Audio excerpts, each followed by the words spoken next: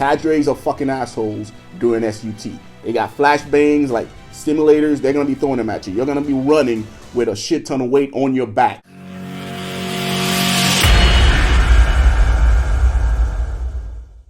So you want to go to selection, you want to graduate the Q course, and you want to become a Green Beret and earn your Special Forces tab. But you're not sure if you got what it takes.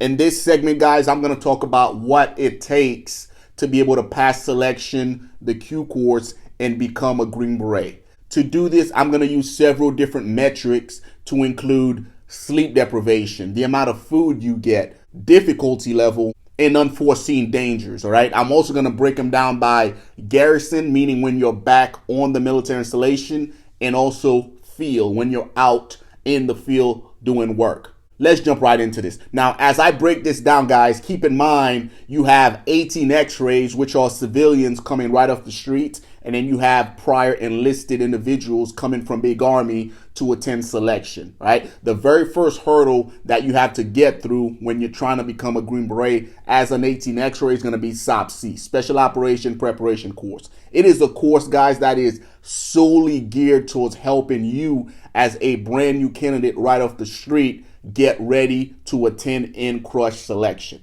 Now, SFQC sucks, right? I'm going to be upfront with you guys. Based on all the questionnaires that I've sent out to all of my prior 18 X-ray guys, SFQC for them was a lot harder than selection itself. And that's good, right? Because if SFQC is difficult, that means selection itself will be a lot easier for you. Now, doing SFQC, you're going to do a variety of tasks to include a shit ton of physical fitness training, land navigation day and night, and also a shit ton of rucking to get your body used to what you're about to face at selection, right? Now, as far as food, guys, when you're in garrison, because SFQC is broken down similar to the rest of the course, there'll be time when you'll be at garrison, meaning you're back on Fort Bragg, and then there'll be time when you'll go to the field. Now, when you're back on Fort Bragg, you're getting 3 meals a day. You get to sleep as if you are just a regular soldier in the Army, right? You'll get up, you'll do PT, and you'll conduct your activities for the day. When you're in the field, sleep is going to be limited, similar to every other time you've gone to the field. Now, as far as difficulty level, guys, SFQC is difficult. A lot of guys either get hurt or they get dropped from SFQC.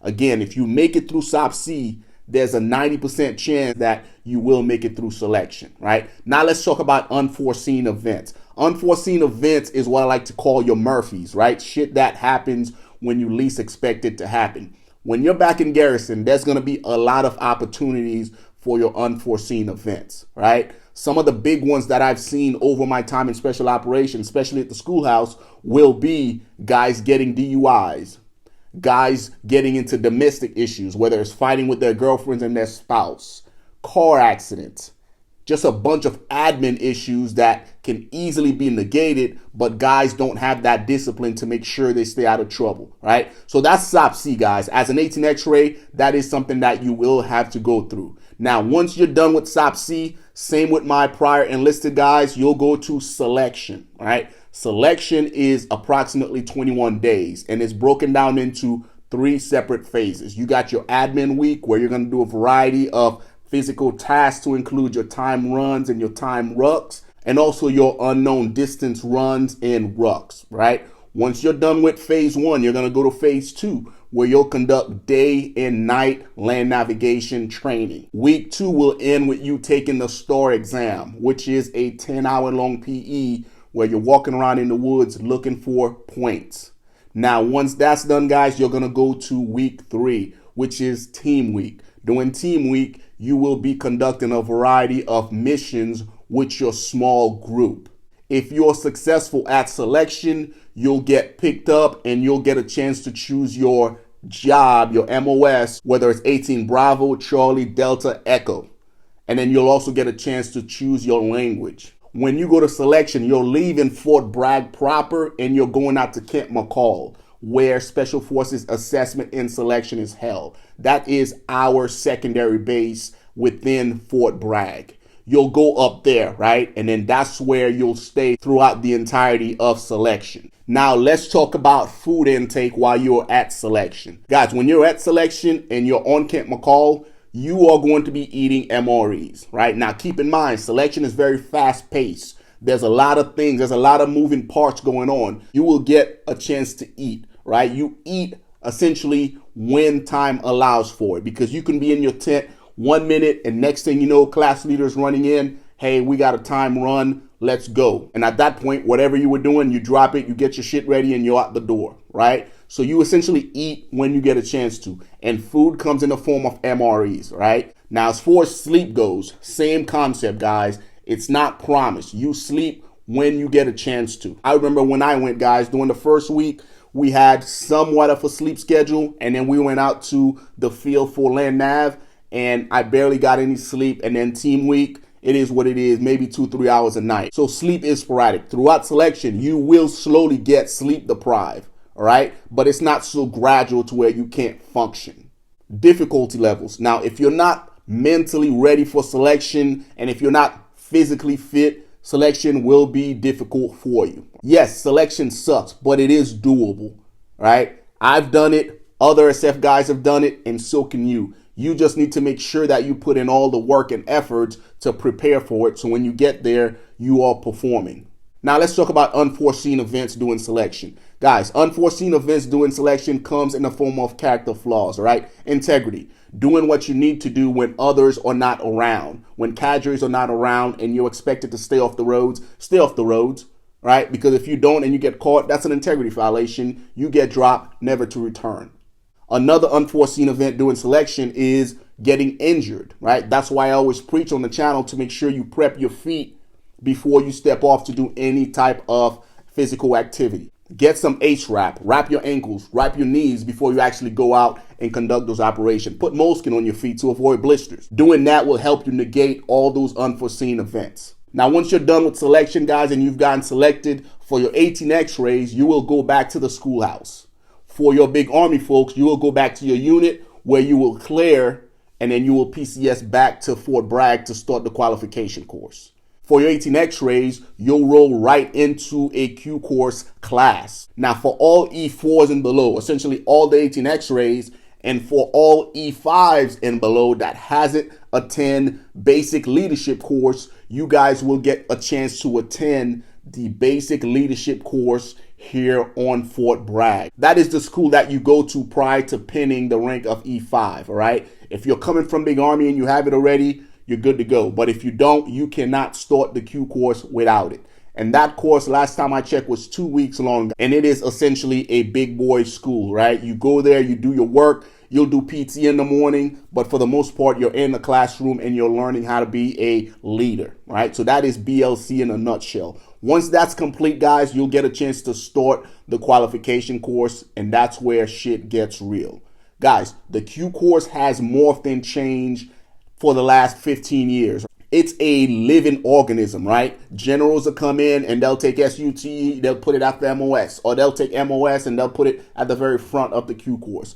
It's always changing. I'm sure a year from now, this layout is going to be different, right? Flavor of the year with whoever is in charge. But as I sit here recording this right now, it is currently SUT, which is Small Unit Tactics, in SEER. Now, there's been times where the Q course class will get split into long language, meaning your Russian speakers, your Chinese speakers, and then short language, your French speakers and your Spanish speakers, right? Based on which language you have will dictate if you're a long language guy or if you're a short language guy. Now, when I went through, that's how it was, right? And they split us to where one group, the short language guys, we would do SUT first, and the long language guys would do SEER school first, all right? And then we flip-flop. That's how it was when I went through, all right? Either way, Small Unit Tactics is a 6 weeks course, guys, and it is taught out of Camp McCall, all right? And the entire function behind that school is to teach you how to patrol, conduct raids, conduct ambushes as a squad, and also within a platoon setting.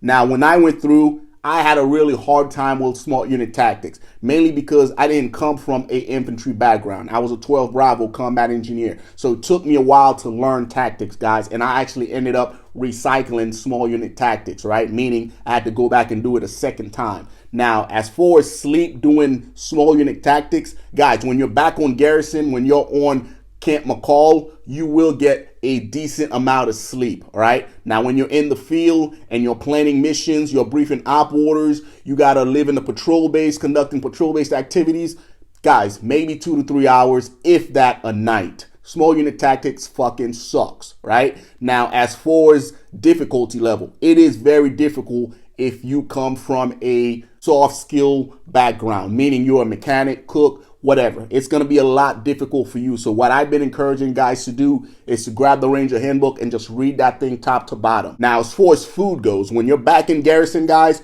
you get 3 meals a day. You get to go to the chow hall out there, Camp McCall. You eat breakfast, you eat lunch, and you eat dinner, right? When you're back at garrison on Camp McCall. When you're out in the field and you're patrolling, guys, you eat as part of patrol-based activities, right? Once you get to your patrol base, you do priorities of work, then the leader, the team leader or whatever, he'll let you know when you could eat, right? But you do have MREs packed in your rucksack for you to eat while you guys are out there. Now, as far as unforeseen events, your Murphys doing small unit tactics, guys, that's going to come in the form of injuries, right? Cadres are fucking assholes during SUT. They got flashbangs like stimulators. They're going to be throwing them at you. You're going to be running with a shit ton of weight on your back. It's up to you to make sure you prep your feet accordingly so you don't get hurt doing small unit tactics, all right? Guys, if you're successful at small unit tactics, then you're going to go to SEER school.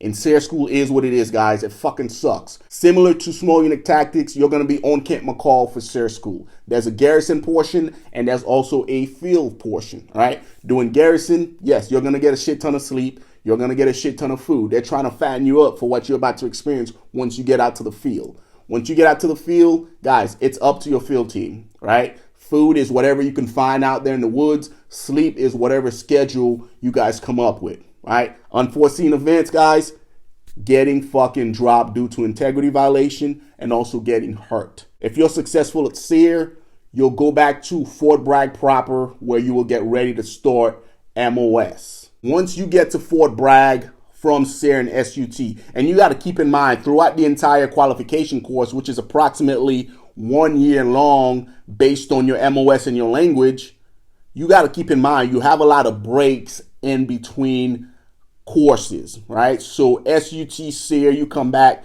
you might have a week or 2 weeks before the next phase starts, right? So you'll have some downtime here and there, right? Now, MOS is broken down into several different MOSs. Like I mentioned earlier, you got your 18 Bravos, which is everything weapons related, right? Then you have 18 Charlie, which is everything engineer and demo related. Then you have the 18 Delta course, medical. Then you have the 18 Echo course, communications, right?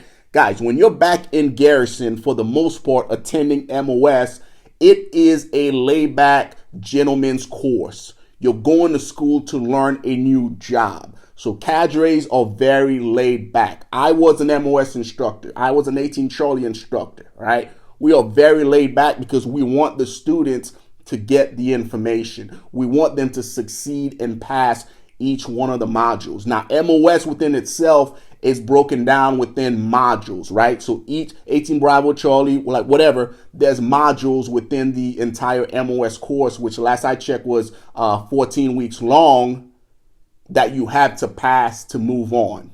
If you fail a module based on where you are in the class, based on your personality, you might get recycled to the very beginning of that module, or cadres might just choose to get rid of you. Doing MOS, it's like going to school, right? For me, 18 Charlie course and pretty much the entirety of MOS, because we were all in the same company, it's 9 to 4:30. Then you go home, hang out with your family, rinse and repeat. That was garrison. Now, the 18 Charlie course, we had a FTX at the very back, which was 2 weeks, in which we did with the Bravos. There were 18 Echoes out there. The 18 Deltas, ours is somewhat separated from them because their shit is a year long as opposed to the 14 weeks that is ours, right? But all the other MOSs had a 2 weeks FTX at the very back. That's your field section. Overall, guys, MOS, not difficult, right? You just got to be smart enough to get the information. But it's not like guys are yelling at you and just crushing you at every turn. It's a gentleman's course. But if you step out of line, then you will get crushed, right? So if you are successful at MOS, guys, as it stands right now, you will go to Robin Sage. Now, when I went through, we did MOS, then we had language, and then we did Sage. But as it stands right now, once you're done with MOS, you will go to Robin Sage, which is approximately 28 days, where you will put everything you learned doing small unit tactics and MOS together and execute as an ODA, right? Guys, Robin Sage is a unconventional exercise. It is meant for you to go out there and build a network and execute in a fictitious land, right? I had an awesome time doing Robin Sage, right? Now, as far as sleep deprivation doing Robin Sage, it all depends.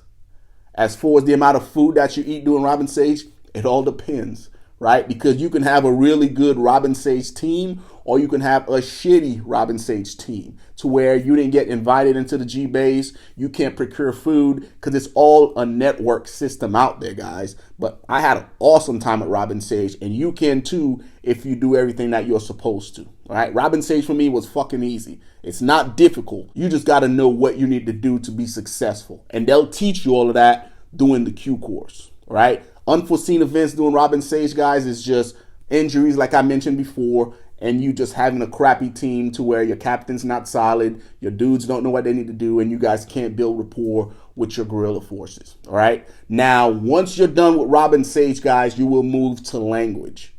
Language is back on Fort Bragg. Again, if you have short languages, which is Spanish, French, and Indo, then your language will be like 4 months. If you have long languages, then those are going to be 6 months long, right? Again, language is a gentleman's course, right? You show up at 9 o'clock with your books, and you'll probably leave at 5 o'clock once the day's over with, right? Throughout the entire time, you're in language. You get to eat breakfast, lunch, dinner. Physical training is on you, right? And then as far as unforeseen events, that's where a lot of guys mess up because they think that they've made it. Now, language is where I saw a lot of guys lose it and get kicked out because a lot of guys think they make it and they start doing drugs. A lot of guys start drinking and getting DUIs.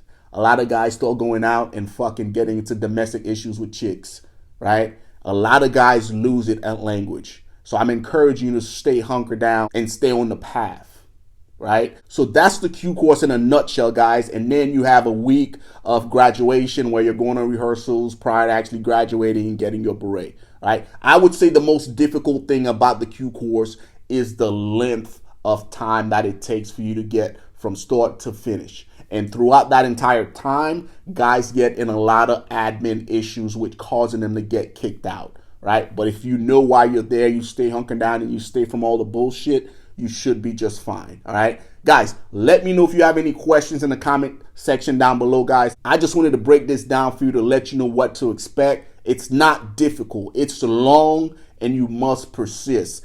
Each one of these phases, they're doable, guys. You just have to prep for each phase individually and keep yourself from getting injured and keep yourself out of trouble, all right? If you have any questions for me, let me know in the comment section below, guys. Until next time, take care of yourself.